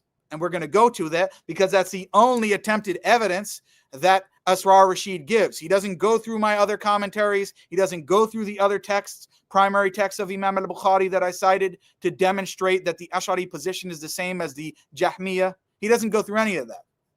Then al-Kashmiri mentions that not only was this the view of Imam al-Bukhari, but also an entire group of scholars of hadith. So here, right? Al-Kashmiri says, as for the muhaddithun, the scholars of hadith, they are of two groups regarding this. Some of them denied that the creator, exalted as he, is subject to temporal events, and some affirmed it. There remained the mutakallimun, and they agreed upon denying it, which is more safe and correct position. So look at this. On the one hand, we got to credit al-Kashmiri. He admits that Ibn Taymiyyah is following Imam al-Bukhari's position, no different, and that both of them are following an entire group of scholars from the muhaddithun. But then, al-Kashmiri contrasts the view of the muhaddithun and Ibn Taymiyyah and Imam al-Bukhari with the mutakallimun, the Ash'aris and the Maturidis, and admits that they don't believe the same thing. He says the mutakallimun, the Ash'aris, Maturidis, and the Mu'tazila and whoever else denied it, right? They agreed upon denying it. And then al-Kashmiri says, what? this position is more safe and more correct. He says that this position is aslam and ahkam, right? This position is more safe and more correct. Aslam and ahkam. More safe and more correct. So usually what the Mutakalimun did was they said, no, the earlier position of the Salaf on many issues, they said that it's safer, right? It's Aslam, right? It's a safer position. But now what he's doing, he's adding to it. He's saying it's safer, but our position is more correct. So he's saying the position of the Mutakalimun is more correct than Imam al-Bukhari, Ibn Taymiyyah, and the Muhaddithun. So we have some honesty from him, but then we have to question, why would he admit that Imam al-Bukhari didn't agree with him, and then say, oh, the position of the later Mutakalimun is actually more correct than Imam al-Bukhari, and it's safer. This is what he's saying here. But notice that Asrar Rashid mentions this, but he never actually, right? Never actually reads from Al-Kashmiri. Just mentions that I mentioned Al-Kashmiri, never brings up these quotes, and never disputes what I'm saying about them. Never does it. He's not able to. Okay? So let me go back here. Let's go back to the video now. What does he do next? What does Asrar Rashid do next? Let's listen. Now, when I went and checked Umdatul Qari, and I went and checked Fathul Bari, it becomes very clear that Jake has not understood the discussion. And this, it's not without surprise that he doesn't give a citation of Fathul Bari. So he says Jake hasn't understood the discussion. Why doesn't Jake understand the discussion? Because he didn't give a citation of Ibn Hajar's commentary on the text. Why didn't I give a citation of that? Is because Ibn Hajar tries to make ta'wil of Imam al-Bukhari's statements. He doesn't actually bring sufficient evidence for his interpretation of what Imam al-Bukhari said. His position is basically, I can't fathom how Imam al-Bukhari would say that that which is muhdath is the same as that which is makhluq. It is not the same, because everybody knows that they're the same. So he can't possibly mean that. That's basically what he's doing. He's trying to make a ta'wil out of his own perceived, how can we say, what he doesn't want to attribute something to Imam al-Bukhari that he has such a problem with. That's basically what Ibn Hajar is doing. But I'm going to earlier scholars like Ibn Battal al-Maliki, which says that this was al-Bukhari's position and that he was mistaken. So there's no confusion, Asrar. And now we'll listen to your evidence and what you think you're presenting from Ibn Hajar, and we'll see how it's very weak. But let's listen. If you look at this pristine work of Ahl Sunnah wal Jama'ah, this pristine work, Fathul Bari, they do entertain discussion on what Jake Badruddin al-Aini, what Jake is proposing. And that is why Badruddin al-Aini gives sight to that. They do not support that position, because the Tarajim of Imam Bukhari and the Tarajim al-Abwab of Sahih Bukhari are read by ulama who then study the Tarajim and infer what Imam Bukhari is attempting to convey to the reader. And remember, the Sahih of Imam Bukhari, many Shia, Rawafid, they also Bukhari do not realize that Sahih al-Bukhari is a technical work. It's written for experts. It's written for people who have expertise in the science of hadith. So Al-Imam al-Bukhari, Al-Imam Ibn Hajar rahimahullah ta'ala, he refutes this. Remember one thing, what he does mention, وَهَذَا قَوْلُ بَعْضِ الْمُعْتَزِلَةِ وَأَهْلِ الظَّاهِرِ.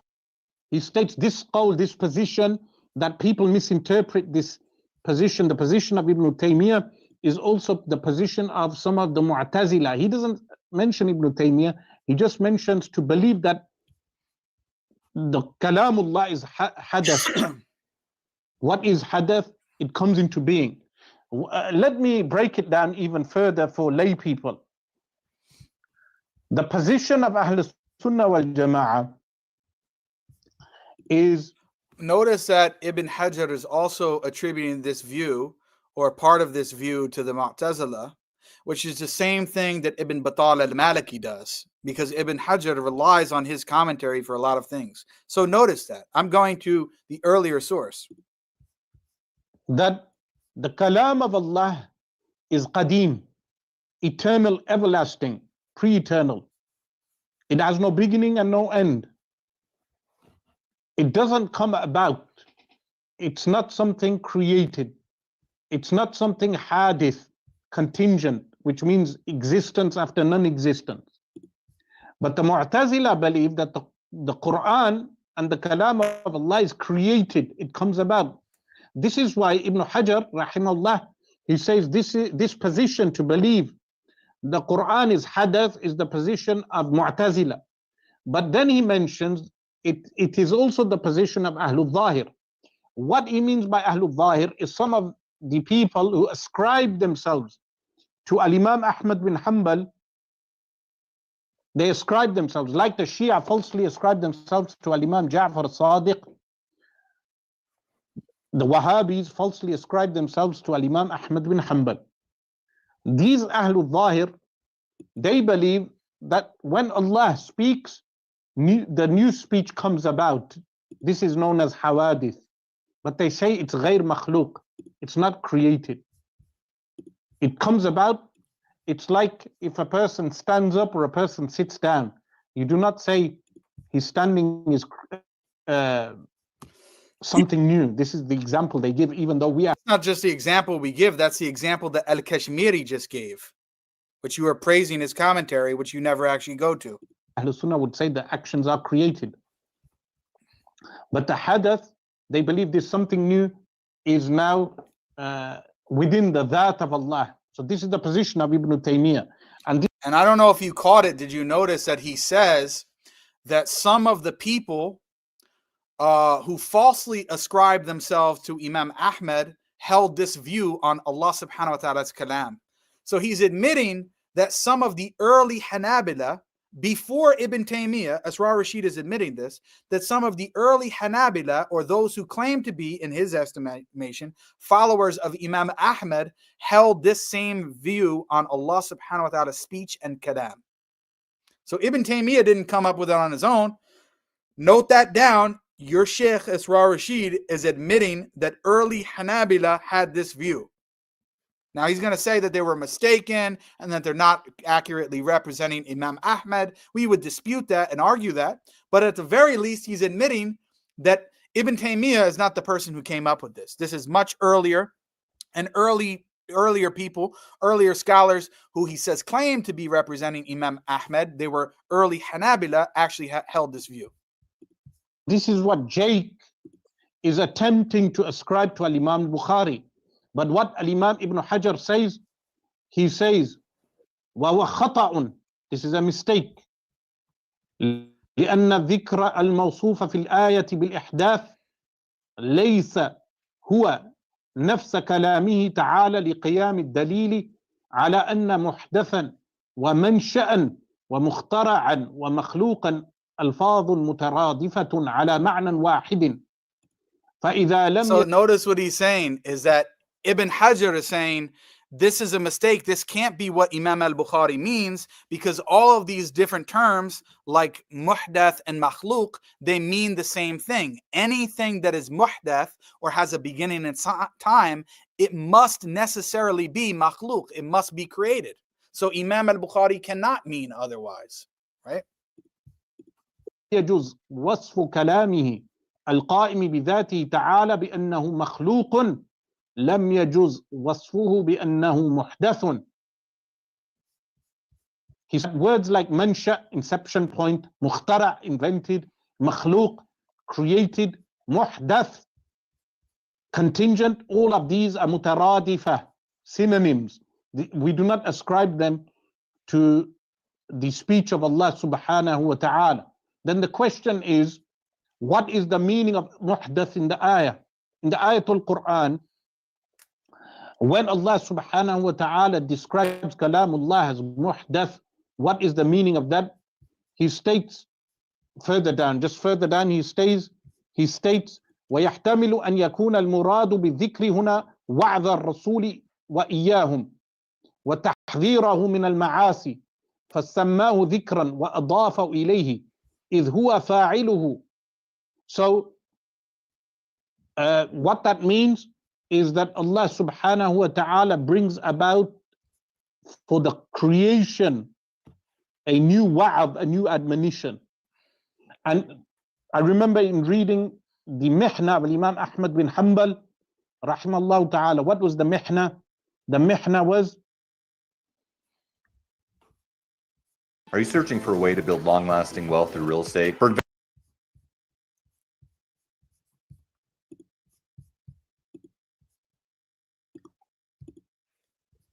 someone here is mentioning. By the way, guys, I'm going to try to edit these when I'm done with the live video. I'm going to try to edit these small ad sections out because it's really annoying. Regarding tabarruk, someone here is mentioning regarding tabarruk from graves. So he states, I don't do tabarruk. Well, the thing is that tabarruk from graves, I will be covering that short further down after we finish this. I will cover with regard to tabarruk from graves, and people can ask their questions with regard to tabarruk from the graves of the salihin, from the graves of the pious people. But what he mentions further down is, he says,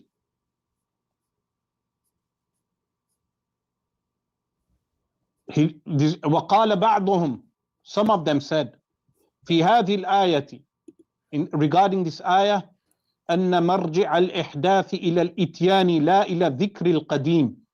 That the word إحداث, muhdath, here refers to the revelation of the Quran, not to the sifa al-qadimah, not to the attribute of Allah subhanahu wa ta'ala. لأن نزول القرآن على رسول الله صلى الله عليه وسلم كان شيئا بعد شيء فكان نزوله يحدث حينا بعد حين كما. So he states, because the revelation of the Quran upon the Messenger of Allah sallallahu alaihi wasallam was one thing after another. Its revelation was from time to time. كما أن العالم يعلم ما لا يعلمه الجاهل فإذا علمه الجاهل حدث عنده العلم. Like an alim knows what a jahil doesn't. But then the jahil learns something and the hadath comes about for the jahil. حدث عنده العلم, meaning knowledge comes about for the jahil. ولم يكن إحداثه عند التعلم إحداث عين المعلم. That when it comes about for the jahil, it doesn't mean it's ihdath for the teacher. So, and what does Ibn Hajar state regarding this last proposition? He states, قلت والاحتمال الأخير أقرب إلى مراد البخاري. He states, the last possibility is the closest intent of al-Bukhari, which is what?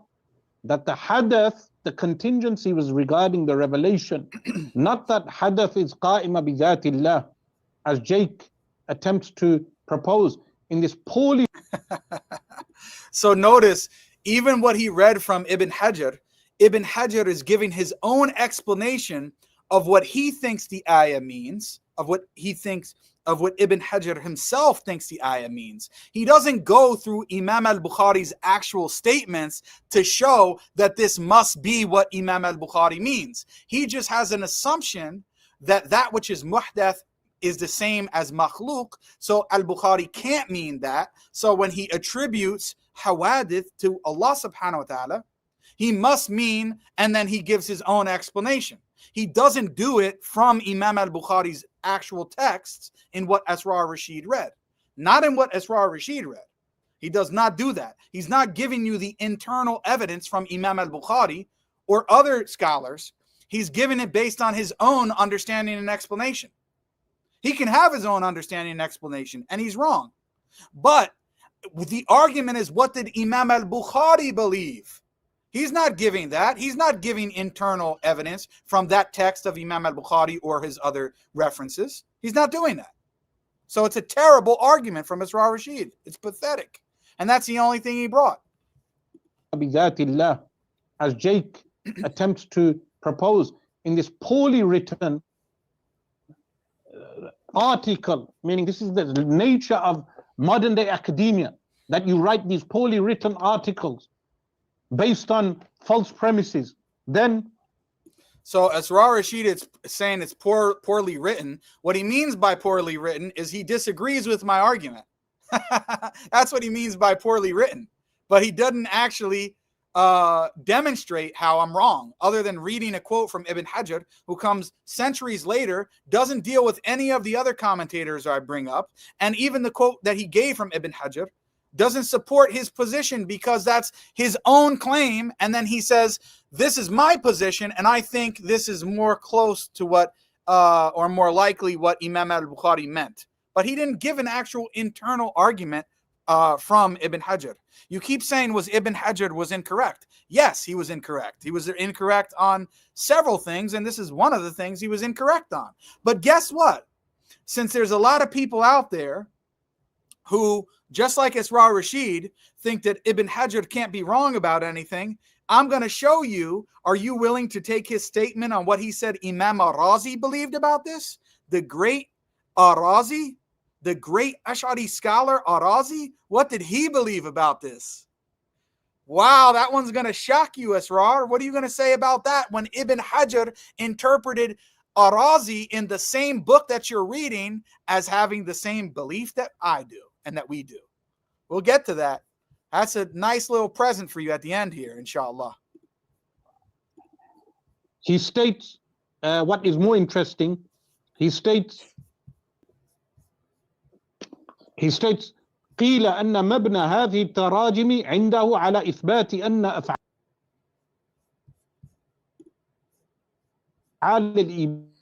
العباد مخلوق. That it has been said that the basis for these tarajim chapter headings was based upon the fact that the actions of the creation are created. ومراده هنا الحدث بالنسبة للإنزال. The meaning of the hadath here is for revelation. وبذلك جزم ابن المنير ومن تبعه وقال الكرماني. So I will go on to the qawl al-Kirmani. Before I do that, so notice Asrar is so all over the place, man. It seemed like his students begged him to do this refutation and he did it last minute and wasn't ready. I'll give him an excuse for that, because now he says he's going to go to the statement of Kirmani, and then he never does. He gets sidetracked, starts reading from some book and talking about Wahhabi this and Wahhabi that, and the rest of it has nothing to do with refuting me. He never gets back to anything. So at 22 minutes, that's it. Wow, look at that, guys. That was a shocking refutation. He read one quote from Ibn Hajar, didn't read the other quotes in my article from Imam al-Bukhari, demonstrating that he did not believe what the Ash'aris believed, that the Ash'aris have the same position as what Imam al-Bukhari ascribes to the Jahmiyyah. He didn't read my commentary from Al-Aini. He didn't read my commentary from Ibn Battal al-Maliki and show me that I'm wrong. He didn't read my commentary from Al-Kashmiri and show me that I'm understanding all of these scholars wrong.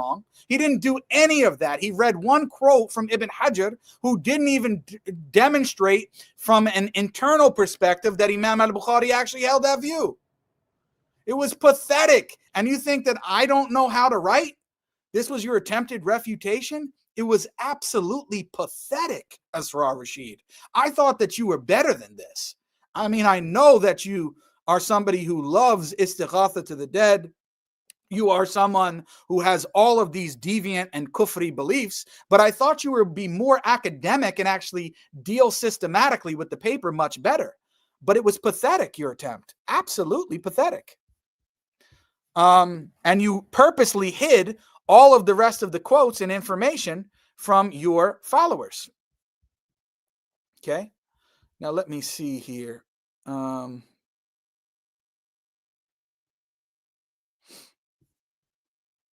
Okay, actually, let me get to this one last part, which is very later in the video. It's not really directly about this point, but it's something I want to bury him and his good friend Daniel on. Let's take a look. Famous YouTube scholar Shamsuddin. Allah subhanahu wa ta'ala is located in a makan. One of the common misconceptions, or not even misconceptions, propaganda that is spread by the Salafi movement with regard to Ahl Sunnah wal Jama'ah is that Ahl Sunnah wal Jama'ah, listen to what he's going to say, is that Ahl Sunnah wal Jama'ah, they do not affirm the sifat of Allah, of al-ulu or al-fawqiyah. We must affirm the fawqiyah of Allah. Allah subhanahu wa ta'ala says, وَهُوَ الْقَاهِرُ فَوْقَ عِبَادِهِ. Fawq. And similarly, al-ulu. And we do not add anything more than that. We also affirm the istawa for Allah. We do not add anything additional to what Allah has stated in Al-Quran Al-Kareem or what Rasulullah sallallahu alaihi wasallam. Yeah, you don't. You just remove a bunch of it, right? You don't add, you just remove. Maybe that's what it is. I want to show you this quote now because what he was mentioning there. 1 second, guys. I want to show you a quote from Al-Ghazali, the great Al-Ghazali, who they love and respect so dearly, right? Let's see what he actually said about Imam Ahmed. This is going to shock you. I've presented this before, but might as well present it again, right? And brother Abdurrahman actually just recently posted this as well. So let me see if I can make this bigger. Okay.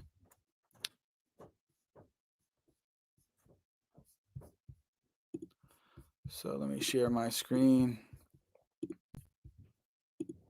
So this is from Al-Ghazali, right?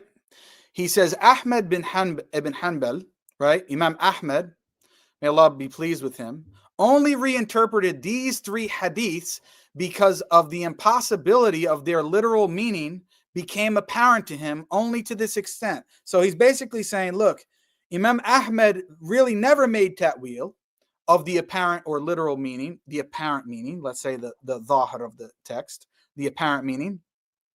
He only did it in 3 occasions when the apparent meaning, the dhahir of the text, became apparent to him. Why? Because he was mistaken? No. For, according to Al-Ghazali, for he was not deeply engaged in rational inquiry. That's a dig, that's an attack on Imam Ahmed. Then he says, had he delved deeply into rational inquiry, it would have also became apparent to him, meaning Imam Ahmed, regarding the attribute of aboveness, or Allah subhanahu wa ta'ala being in a direction above the world, above the throne, and other aspects that he did not reinterpret. So what does this mean? According to Imam Ahmed, that you guys don't actually believe in the aboveness, the highness of Allah subhanahu wa ta'ala being above the throne in the way that Imam Ahmed did. And that he's criticizing Imam Ahmed, saying that he didn't engage in enough rational inquiry in order to know that he needed to make ta'wil of this and not believe that Allah subhanahu wa ta'ala is literally actually above the throne and above the world and outside of his creation. This is an attack on Imam Ahmed, and it demonstrates that Al-Ghazali knows that Imam Ahmed had our position on the highness of Allah subhanahu wa ta'ala and him being in a direction above the throne. Now you're going to say, oh, we misrepresented Al-Ghazali? Well, go to the text and show us that we're wrong. And Asrar Rashid, do you have the same position on Allah subhanahu wa ta'ala's highness, his aboveness, of him being folk above the throne? Do you have the same position as Al-Ghazali? Because if you do, that means according to Al-Ghazali, you guys, you Ash'aris, do not have the same position as Imam Ahmed about this topic. And he's chiding Imam Ahmed for not making ta'wil of this issue. And this is a position where the early Hanabila accused the Ash'aris and the Jahmiyyah and those who agreed with them of kufr for rejecting this. This is no small matter. Okay? Now, if that wasn't enough for you, okay, if that wasn't enough to show this and how embarrassing this is, right, I want to show you, because it wouldn't be a live stream without Daniel, would it? I want to show you what Daniel actually just recently said. I think this is from today. Let's see, when was this? Yeah, this is from today. This is actually from today. So let's see what Daniel just recently said about this topic of Allah subhanahu wa ta'ala being above the throne. He talks, Wahhabi opinions on Aqidah are all either deviance or deception. Here's one of them. These principles, he says, of the Wahhabis require takfiring the Ash'arites and the Maturidis. This is because these groups do not accept Wahhabi claims regarding Allah's attributes, such as him being physically located above the throne. Now, he's injecting the word physically, but what he means is that Allah is not actually in a direction above the throne, which we do believe. He says this is just a Wahhabi claim of Allah actually being of Allah subhanahu wa ta'ala actually being above the throne and speaking with words and sounds. Yes, we believe that Allah subhanahu wa ta'ala speaks with letters and sounds. This isn't just a Wahhabi view. This is the Hanbali view. This is the view of Imam Ahmed. This is the view of Ibn Qudama.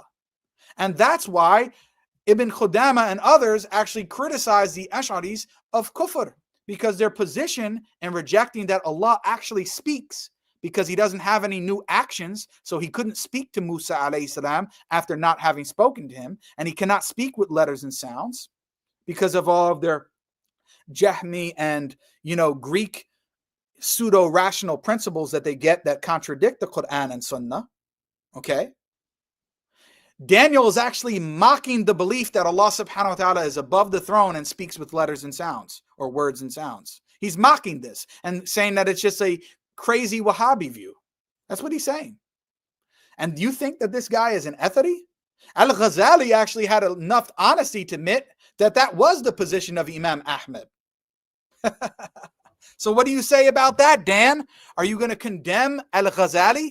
Are you going to condemn Imam Ahmed? You're going to condemn Imam Ahmed as a Wahhabi sectarian? Are you going to do that? I hardly doubt it. Okay, what else do we have here? Let's see.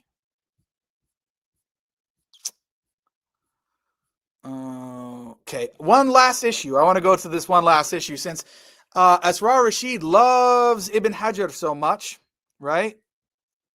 Let's go to this text, which is another article I wrote, which is called Ash'arism, the Creed of the Ummah, because many people claim that the Ash'aris are the majority of the Ummah, but this is not true, and I totally dismantle this claim in this article. So here, I have a section on Ibn Hajar. Oh, it's not coming up when I do the search. Anyway, I'll find it here. It's down here below. Let's see. Where is the quote? This is also a good article, inshallah, if you want to take a look at it. Remember what I said about Arazi before. I give primary source evidence that Arazi actually affirmed what I'm saying was al-Bukhari's view, Ibn Taymiyyah's view, the view of Ahl al-Hadith, the view of the Salafis. He actually affirmed it later on in his life because he could not solve the problems that the Ash'ari view actually had. Right? So, for example, here he says, is it inconceivable that Allah could be the locus of events, that he can be have hawadith fi dhatillah within his essence? They said this statement was a statement that nobody but the Karamiyya said or believed. I, meaning I, Arazi, however, contend that this statement has been affirmed by most of the heads of the theological schools. As for the Ash'aris, they tried their utmost to evade it, like Asrar Rashid tried his utmost to evade this assertion, yet their own principles inevitably entail it. The lazim of their position is that they must actually affirm it and they can't avoid it. Then I go through other quotes. I don't want to make this too long, but you can check it out. And Asrar Rashid is welcome to try to, make a refutation of this about Arazi. I give Arazi's #1 prominent student who gives a commentary on that same section that we just read from Arazi, and he explains it in the exact same way as what we're saying Arazi believed. Then, who do we have here? Who do we have here, guys? The great Ibn Hajar. That's how we have here. The great Ibn Hajar. What does he say? Commenting on that reference from Arazi that we just read, he says, and Arazi, right, in his work Matalib al-Aliyah, stated that the most correct opinion according to what? Both transmitted evidence, both the naql, both the text of the Quran and Sunnah, and reason of aql, belongs to those who affirm that the Exalted One is a speaker, mutakallim, with speech, kalam, that subsists in his essence, that, and according to what? His will and choice. Wow. So the great Ibn Hajar, who made ta'wil of al-Bukhari, and we said he was wrong for that, is correct when he interprets Arazi later in his life in this text as saying that he holds the same position as us, that according to the naql and the aql, Arazi concluded that Allah subhanahu wa ta'ala speaks and by his will and choice. Well, who says the same thing? This is a known Salafi statement. This is a known statement by Shaykh al-Islam, who repeats it over and over and over again. Ibn Taymiyyah says that Allah subhanahu wa ta'ala acts by his will and his power. The Ash'aris reject this. They say that kalam is not attached to Allah subhanahu wa ta'ala's will. So how do you deal with this, Asrar Rashid? And we know that that which is attached to Allah's will is itself temporal. We agree with that, and so do the Ash'aris.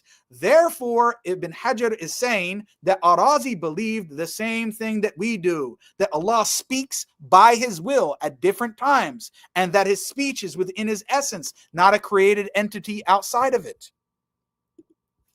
So if you want to use Ibn Hajar, why don't you deal with that text where he explicitly is saying that Arazi actually believed what?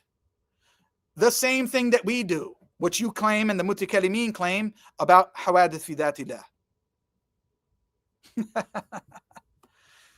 There you go, guys.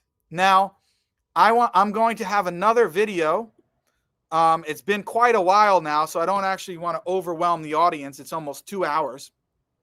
I'm probably going to do the other live stream tomorrow. I don't know. If I have enough energy, maybe I'll do another one in a half hour from now or so. But I'll probably do it tomorrow, inshallah. Maybe earlier in the afternoon.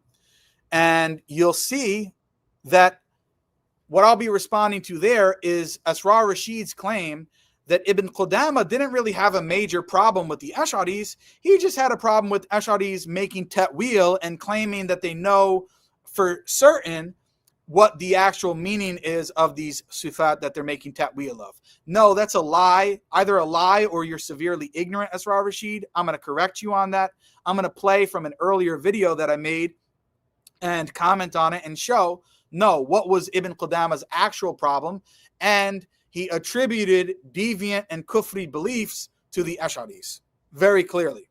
Okay? And he called them zanadiqa and all kinds of things.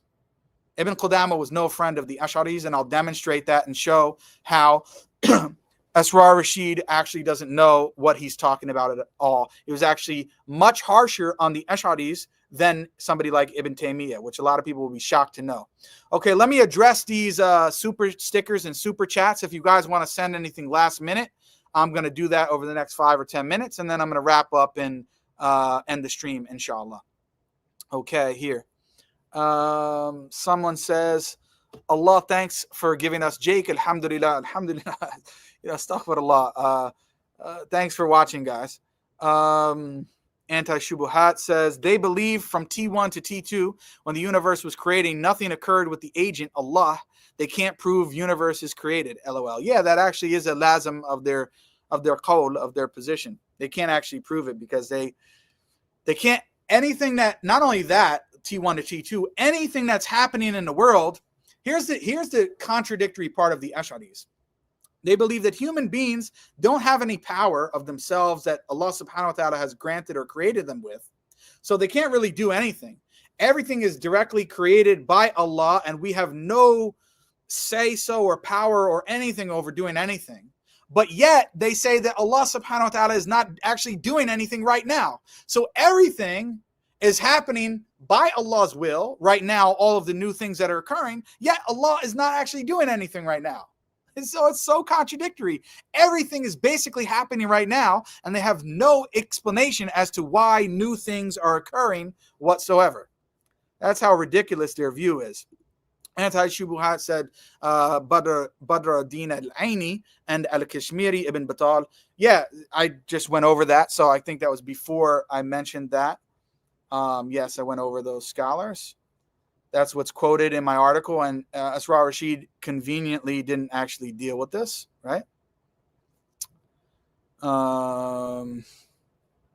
Immortal Technique fan, man, you keep sending me these super chats telling me to make peace with Brother Daniel, but it's not going to happen. I don't make peace on kufr and shirk. We can make peace when he stops spreading this foolishness. Life's too short. We need to unite. Yes, we need to unite the ummah on the haqq, not on batil. Okay, assalamu alaikum wa alaikum assalam, Brother Jake from Amir. We spoke on Facebook before. May Allah preserve you. Ameen. Looking forward to watching this whole stream when it is up. Barakallahu feek. Jake cooking. Allahumma barak. Barakallahu feek. And then we have a message here from this brother. Barakallahu feek. So, I really appreciate your guys' support. Wa iyakum, akhi. Thanks for sending in this super chat. Be on the lookout for my next stream. I don't know if I have enough energy to do the second one on Ibn Qudama right now. We've been going for a while. So if you don't see me in the next hour or so doing that second stream, then be on the lookout for one in the early afternoon tomorrow. Asrar Rashid and your fanboys, this was a pathetic refutation. Maybe try again for a second time, but I don't think it really is worth it. I don't think it's going to help you. This brother says, Al-Mizzi was a student of Ibn Taymiyyah, was literally imprisoned by reading. Yeah, of course. Of course. It was reported by an Ash'ari. Yeah, exactly. Because they knew that Imam al-Bukhari's position in these texts does not actually support what the Ash'aris believe. So they didn't want it to be taught. Right? Exactly. That's the whole point. And that's a good point. All right, guys. Barakallahu feek. Thanks for watching. Please consider subscribing to the channel if you haven't already. This is my new channel where all my future videos will be posted. Like this, comment on the live stream, and after it goes down, share this on your social media platforms with your friends and family, no matter how big or how small your reach is. It really does help with the algorithm, guys. If you want to go above and beyond and support my channel, then the best ways to do so are at the pinned link at the top of the live chat, and also the first 3 or 4 pinned links at the top of the description of this video. Really does help, guys. I really do need and welcome your support, and barakallahu feek for everybody who is continuing to support me on this channel. I am not being funded by any foreign government. I am actually doing this full time. So your support is requested, and really do appreciate it, guys. But once again, until next time, inshallah, assalamu alaikum wa rahmatullahi wa barakatuh.